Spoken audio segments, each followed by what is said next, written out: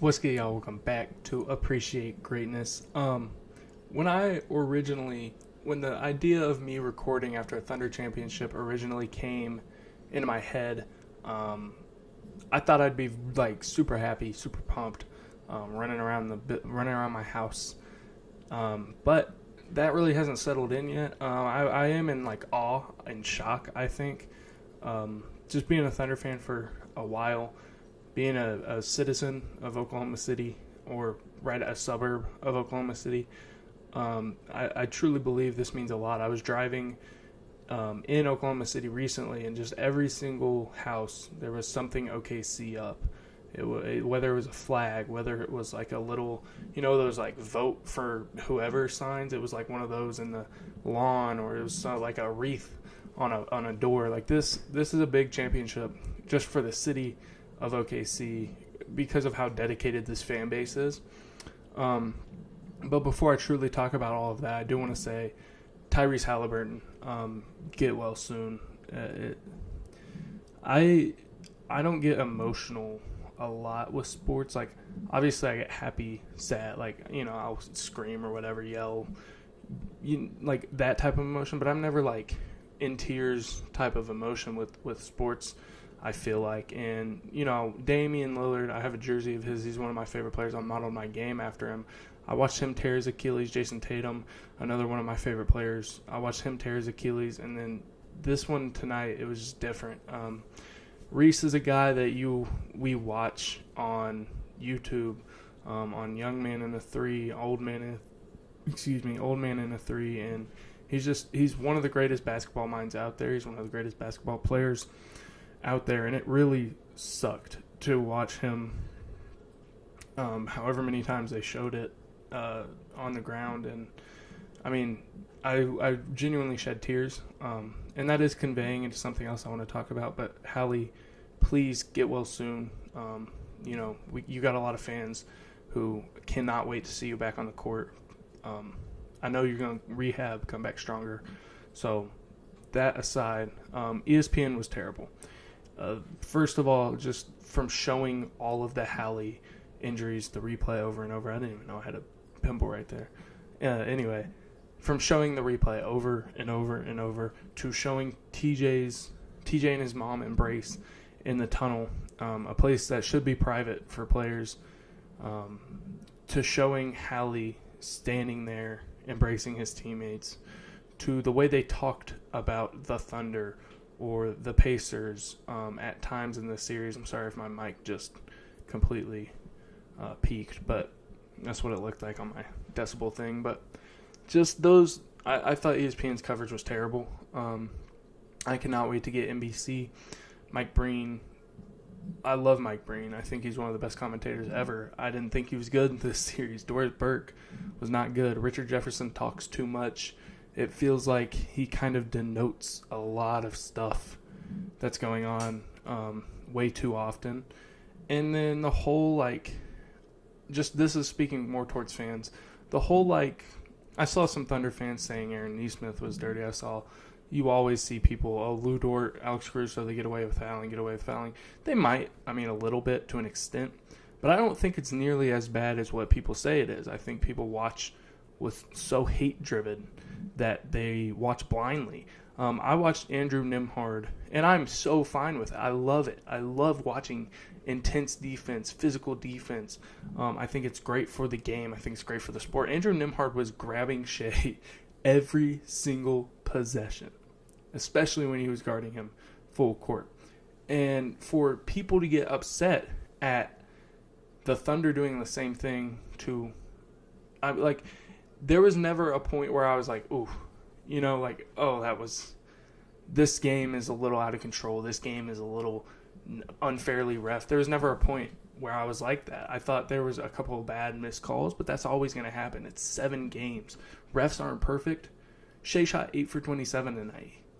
He's the MVP. He's the best player in the world right now. Won Finals MVP and MVP. He was 8 for 20. He's not perfect. Refs aren't perfect. Players aren't perfect. And I think that's something that we, as a NBA fan base, should really, really work I saw Tony Jones again. I shouted him out a couple videos ago. He's a jazz writer. I believe it's Tony Jones. I could be mistaken. I unfollowed him, so I'm not going to be able to find him probably. I don't want to throw hate the wrong way. I believe it is Tony Jones, though. He said on the Mathurin play, which you see that a lot. I think it's a heady play from Lou Dort. You see guys kind of run and rub screen a lot in the backcourt, and Lou Dort ran into him. And Lou Dort does duck under those screens a lot, and so it was kind of just one of those moments where he ducked, Mathurin hit him, and that was an outrage. And Tony Jones, here goes Dort doing the same stuff. He gets away, and then under there, it was a comment that like Caruso too, and he was like, "Yep." And I just, to me, that is such a unbelievably stupid way to watch basketball, especially when it was as fun of a finals as this. Obviously, the Hallie injury really just kind of stifled Game 7, but it was still a really fun game to watch. The Thunder going on the run, the Avalanche, it was awesome. And just the way that Shea played all series, or J-Dub had his games. Tyrese had another game winner. I mean, just the moments he provided us with in this finals. Aaron Nesmith was awesome, just undisciplined at times, fouled a little too much. And Nembhard tonight, I think he showed how much of a dog he was. He picked up, I'm sorry again, my mic peaked. He picked up full court a lot of this game. And he was also the guy offensively. Like, he was their guy. Other than Mathurin, he was the one running the offense, trying to get to the rim, trying to make things happen, tap, step backs. Like, it was him. And then he would pick up Shea full court. It was an unbelievable showing from him. And I think that every single guy that played deserves credit. TJ McConnell was outrageously unbelievable. But this Thunder team, at the end of the day, they're one of the best teams ever. 68 wins, championship. Obviously, it was they made it look really hard, which it is. It's not easy to win championships at any level of basketball. And they did it. Shea had one of the greatest guard seasons we've ever seen.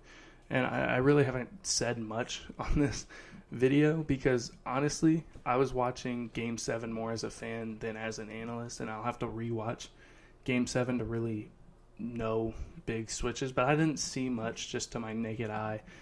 Many changes that the Pacers made or the Thunder made that I was like, okay, that's big. Obviously, Game 6, the Pacers started picking up, had a lower pickup point for Shea. They were picking up like average, I think, like 58 feet in Game 5, and it turned to like 41 feet in Game 6. So that was a big change. And then just certain things like that were they were shadowing him in Game 6. They still were shadowing him quite a bit in this game, but I think Shea was just great. I wanted Shea to unload the clip. He unloaded the clip. He shot 27 times. Obviously didn't make a lot of them, but he put them up, and he was unreal as a playmaker. 12 assists to 1 turnover. If Hallie stays healthy, if Hallie stays in this game, I don't see much changing because of how well Shea played at the end of the day. But that's really all. Chet had an unbelievable game. Dub was struggled at times, but he was pretty good too. But Chet deserves a lot of credit. He's gotten a lot of criticism throughout the year for really no reason. Another thing that's wrong with NBA media and fan base and whatever. But Chet's an awesome player. He was unbelievable. Obviously, offensively, whenever Chet plays bad offensively, he still had a good game. That's kind of become my motto because of how good he is defensively and how much he stifles guys inside. And he's got the Rudy Gobert effect where people are scared to go up on him, except TJ McConnell. He goes up on anyone. But he's one of those guys, Chet is. But yeah, I mean, I'm in a little bit of awe. It's crazy that my team just won a championship, obviously. And I feel like I've done a pretty good job of being unbiased for most of the season. So I think I get to celebrate a little bit. But I'm going to go watch that game back a couple times. I'll probably tweet out my thoughts. So if you're watching this, just look up Appreciate Greatness on Twitter. There will be some thoughts there. Look it up on TikTok. I might post some things there. But other than that, man, the Thunder winning a championship on the same day that KD gets traded, kind of ironic, kind of funny. Shea with one of the greatest guard seasons of all time, the Thunder with one of the greatest seasons of all time, and they have this core for the next 2 years. So I think that's all I got. Pretty boring, uneventful video, I think, but that's my thoughts, my initial reaction. So if you tuned in, I love y'all. Thank you, and subscribe and like and subscribe. Peace.